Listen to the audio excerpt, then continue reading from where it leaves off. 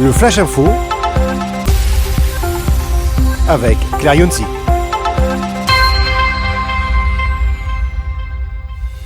Bonjour à toutes et à tous et bienvenue dans votre Flash Info sur ANews Workwell.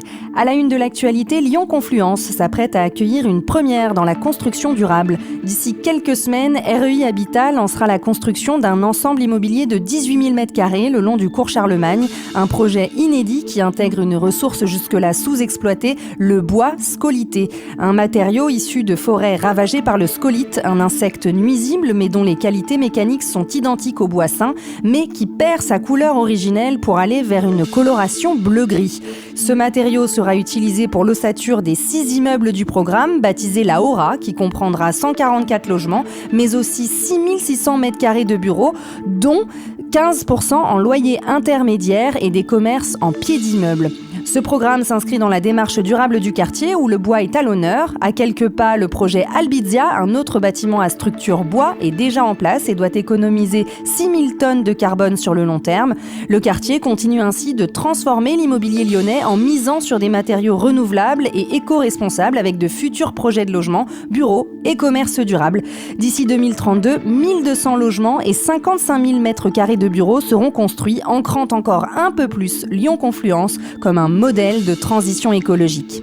Divertipark à Toulon-sur-Arroux fête ses 25 ans cette année. Un parc qui attire chaque année 25 000 visiteurs avec ses labyrinthes et ses activités en plein air pour les familles, mais qui a surtout su se distinguer par un modèle économique atypique.